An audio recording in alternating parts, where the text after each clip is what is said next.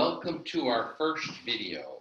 What I thought we would do today is just to start with your, I'd say, advanced beginner to going a little larger than maybe you've been accustomed to throwing, but make sure the clay you choose is comfortable to your hand. At this stage, when getting back into wheel throwing after the last 4 months of isolation, don't push yourself too far.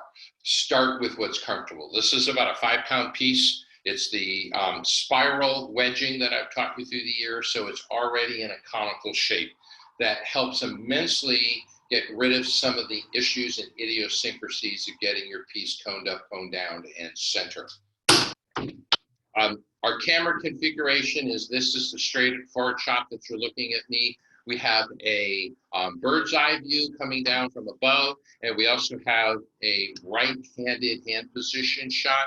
You can click or double click on either one of those shots to have it be your main screen so you can see what's going on if you get curious about getting a close-up on a hand position. Okay, so we're gonna cone up. One of the things I've discovered in the last year or two is my hands, being in my early 60s, are starting to hurt. And I need to adapt my hand positions in order to not irritate my hands. So coning up, I usually do the double-headed bird. This is coming in at 7 and 5 o'clock. At this stage, I'm going to do a different coning up hand position, which is going to put stress on my right wrist. I'm pushing in here at 7 o'clock with the left hand, and then pulling in at 1 o'clock with the right hand, and it completely changes the angle of my right wrist, therefore not irritating my right wrist. This is about as high I need to cone up on this 5-pound, 5.5-pound piece. I'm going to cone it down now. I use the double-headed, sorry, itchy ear, itchy eye, I mean. Double-headed, geez, I'm mixing my words up. The bulbous muscle of the left thumb is going on top, like that. Elbow tucked, this is my action. As I push the clay down gently, the right hand is wrapped in behind the left, right thumb behind the left thumb. Pushing in, pushing down gently, trying to get a really even, non-wobbly, consistent foundation. From this right-handed hand position camera, you'll see there's a slight bulge here. That bulge we want to push down and in. We want to fill that gap. That's really important because the clay below that bulge is not on center. So you always have to remember to get it on center the whole way to the wheel head. So we are buttery smooth. Opening up, again, you need to establish hand positions that you've learned from your teachers through the years, videos that you see. Adapt hand positions that work for you. Some of you have studied with me for years, and it doesn't mean what I teach you is the only way or even the best way. It means it's the way that I throw and it works for me. And if that's what you're looking for, is what works for you. Okay, so now we're going to open. This time I'm going to do double-headed opening. I'm going to take the 2 thumbs, sink them in the center, go straight down to where I think there's about 1/4 inch, and then gently pull these thumbs open, opening the piece. We're going to do at first round bottom bowl. So this interior wall, interior shoulder to the bottom, that slight angle does matter. So what we're going to do now is compress the bottom. And I'm going to do it with my fingertips and a sponge. And watch this. I'm just going to rock back and forth, back and forth. I'm not compressing with a rib. I'm compressing with my fingers. And you can see from the bird's eye shot, or the over shot, we'll call it, that quite a curvature. Now we can just bring the wall inward and upward just a little bit, closing the circumference of the rim. When you do that, you're going to knock your rim off slightly, go back, compress your rim. Now we're going to start to pull up. Before I pull up, I always make a slight indentation down at 7 o'clock at the wheel head so my finger and my sponge can fit into that little groove.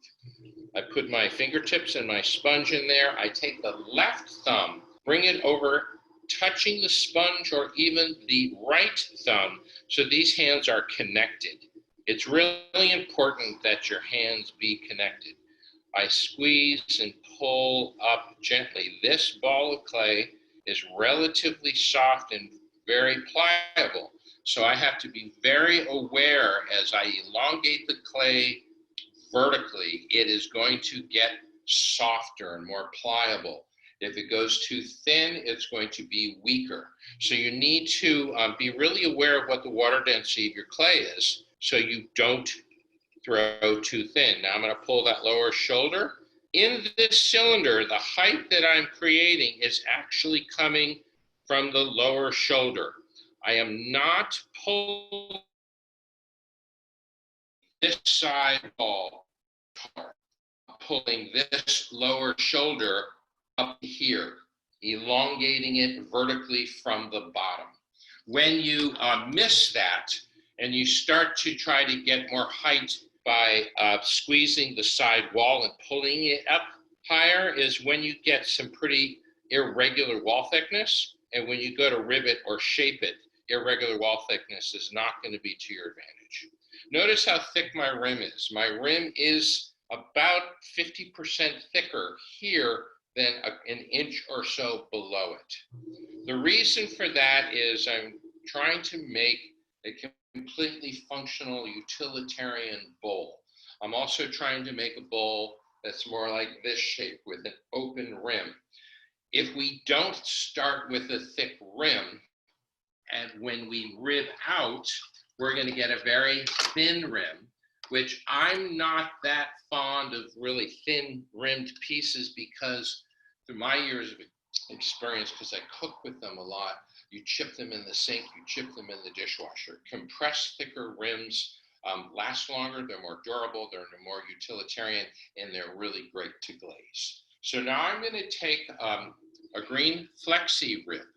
I'm going to support the rim with the middle finger of the left hand and the thumb, just like this. The index finger is going to be sticking up like that, touching the right hand.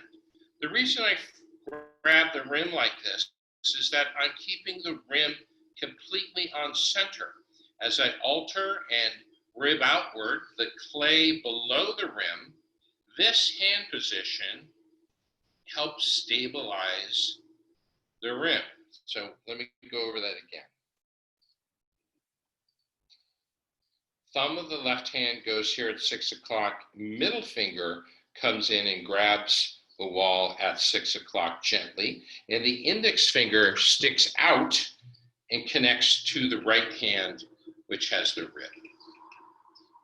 And I've just developed this technique because it stabilizes my rim. Helps prevent the rim from getting knocked off center.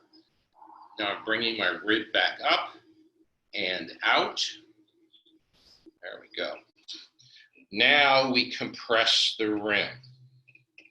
You see, we had all that extra clay that we left at the rim. It is thinner than it was before, but we still have a substantial amount of clay here on the rim.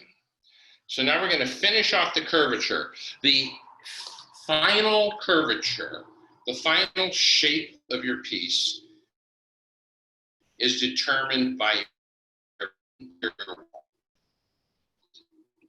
You essentially are trimming your piece down on exterior to match the curvature of the interior. So now what I'm doing is I'm taking my index finger and just supporting the rim here. And now this is another hand position, just in supporting the rim and supporting the rib hand. Now I just slowed my wheel speed down. I'm going to go slightly slower, a little more controlled, and try to establish the curvature that I'm really happy about. That's looking pretty good. Sponge, clean. Now the rim, you can see I've got two little ridges on the rim. I can compress that rim.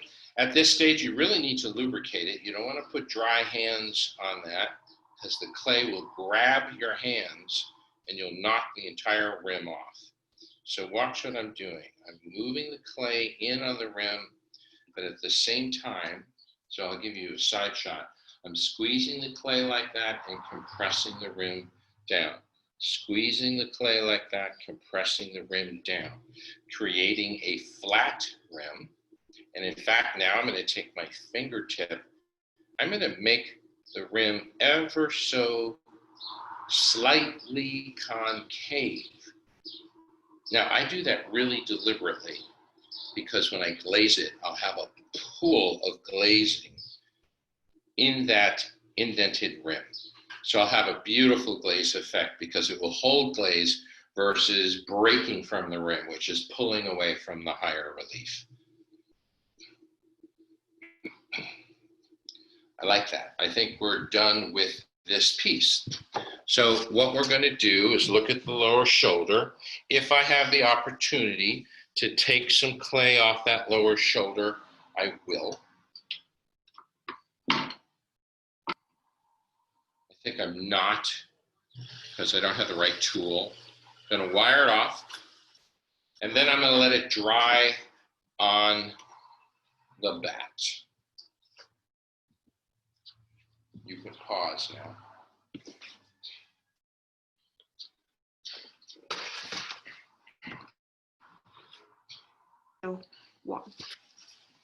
So what I thought we would do next is we're going to repeat that bowl. I'm going to alter the rim. I'm going to change the rim into something a little more ornate. And so we're just going to basically do the same bowl so you can see all those hand positions again.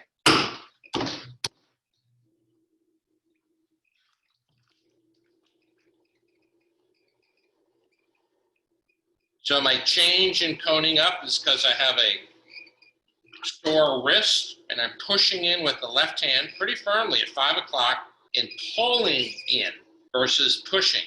So that's one thing we all learn with our backs as we age is pulling and pushing are two very, very different things. We generally want to change our actions so it's less stress on that part of the body. And I'm having issues right in here.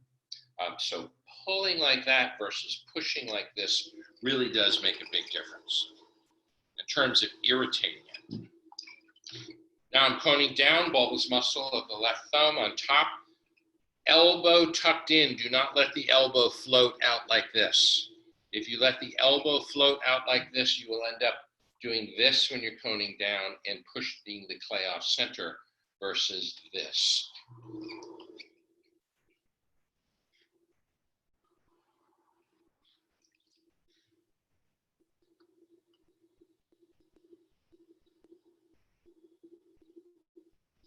Okay, just like I said in the last video, there's a little indentation right here, in the last demonstration, and I'm going to push that little bulge of clay down to the wheel head and in.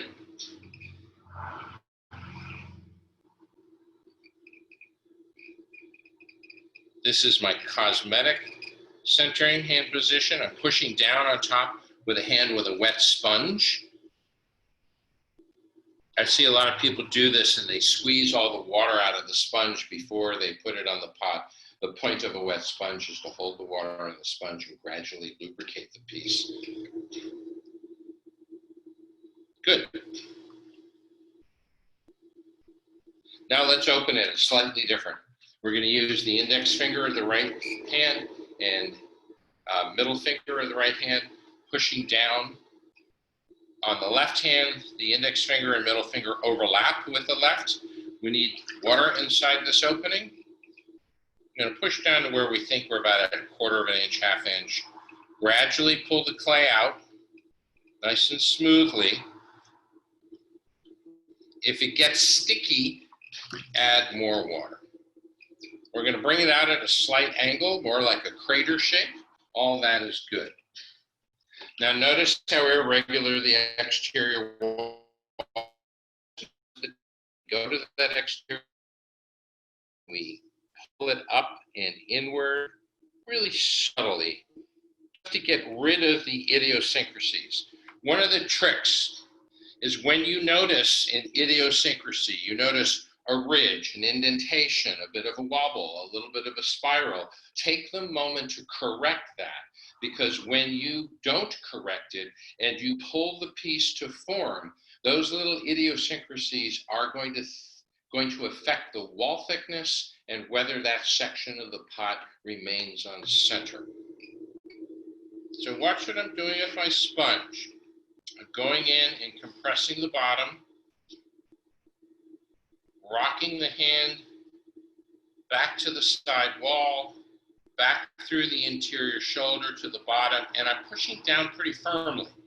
I'm really lubricating and compressing at the same time. This is really important in order to prevent S-cracks. There are some clay bodies that tend to have idiosyncrasies that crack the bottom more. The 900 clay we use a lot, the brown stoneware, that is a really tricky clay in terms of preventing S-cracks. So now you saw me cave in the side wall just a little bit, so it's more of a trapezoid shape. I make a little indentation down at the lower shoulder. That's sponge to go, just like this. The left thumb comes down the side wall and connects to the sponge or my right hand. So the left hand is fully in contact with the right hand. I squeeze the clay in. Notice the bulge here above my right hand, and I stop squeezing, but now I lift.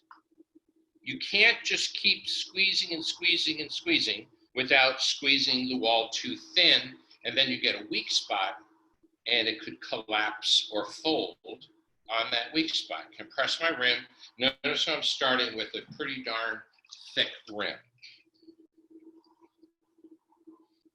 Push in at the lower shoulder, create the little groove I mentioned, grab that groove and pull up. I just want to reiterate, the height you're getting on this piece is coming from the clay below this line. You're not necessarily pulling this clay taller and taller and taller. The reason is you want to pull that thick lower shoulder up into the side wall, elongating the side wall from the bottom, versus if you try to elongate the side wall from this section, you may get sections in your side wall that are too thin. As a cylinder, that's not necessarily an issue. But once you rib out, you're stretching the wall thinner and thinner. Okay, this is a little thicker rim than the last one, which is very deliberate on my part. And I will show you what we're going to do. I'm going to take the same green flexi rib. I'm going to stabilize the rim with this hand position. The left middle finger and left thumb are going to stabilize the rim. The left index fingers up here in the air, and it's going to grab onto the right hand, and we're going to hold the rib at a 45-degree angle, run it down the inside wall. And notice the rim isn't wobbling all over the place. That's because it's being stabilized. Not everybody does this, and I find it's really helpful, because when you start to rib an opening in a piece, like doubling or tripling the size of the open, increasing the circumference, the rim can suddenly start doing this. And if it starts to create little idiosyncrasies of its own, if you don't check them, if you don't correct them as they're happening, they are going to become more exaggerated and become more of an issue for you to correct, like slicing the rim off. Okay, we're going to compress this rim. and we're going to rib some more.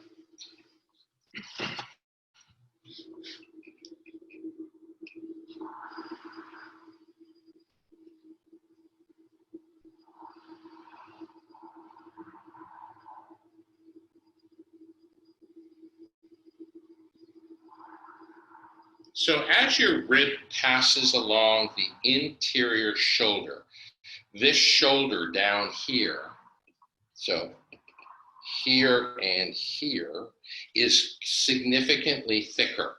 It's also significantly denser in terms of water density, and therefore it resists your ribbing. It resists your shaping, and you have to exert just a bit more pressure there. And this is one of those situations, if you're stabilizing your rim, when you put more pressure on the interior shoulder, it's not going to suddenly knock the rim off. Okay, we're going to do that again. Just going to bring it open a little more.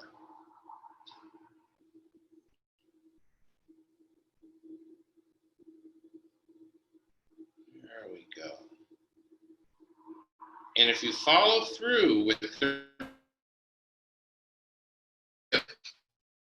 like this, all the way to the bottom, this curvature creates a rounded internal shoulder and a rounded bottom, which is enforcing what we did when we compressed the bottom with this hand moving in and out on the bottom. So we're just reinforcing that movement. We're going to compress the rim. I'm going to flatten this rim. Now, did you see I just knocked the rim off slightly? That's because I didn't lubricate it before I attached my fingers to it. That's really important. To get enough moisture on there that the dryness of my fingertips doesn't grab it and pull it off center. So I'm doing a little more exaggerated rim. I'm going to soften the ridge on that rim on the inside because we don't want that to chip when we're using it. I'm going to soften the exterior part of that rim. So I like my rim, I like my interior. So now we're going to take the shaft of this trimming tool.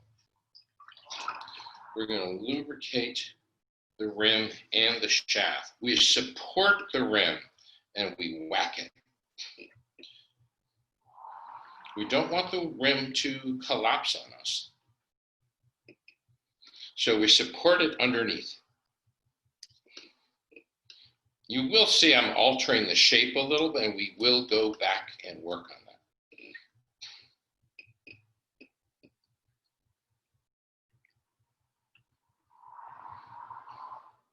What I generally do when it comes to glazing with an altered rim piece like this, I mix iron oxide with wax, and I the rim. So the rim becomes dark, but it also has wax on the stain. I do this on the bisqueware. And wax on that prevents the glaze from going in. Notice this relief is quite different than this relief, so I need to whack it a little harder. Whack. Oh, that's looking much better. Whack, Jim's a whack job. Okay, oh yeah, this is getting much more exaggerated. I like it more exaggerated. The drama, yes. That's a really great looking rim for a serving vessel. Now, your concern is slightly off center because of the compression of whacking. So we're gonna put our fingers, sponge on the outside. It's a little dry on the inside. So I'm gonna we could just hold a sponge like this and just gently hold the sponge in a firm spot so the clay that is coming around that is slightly off-centered gets pushed back to center.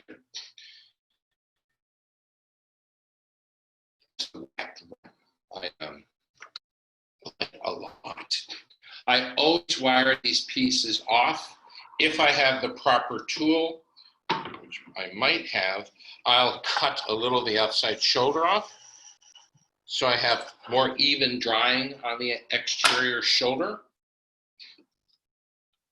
And I always lose my wire tool. Here it is. Wire it off. We're not going to remove it from the bat. I throw 99% of my pieces on a bat. We're going to lift this up. And if I had the proper tool, I would have cut that shoulder off so it was a little more even.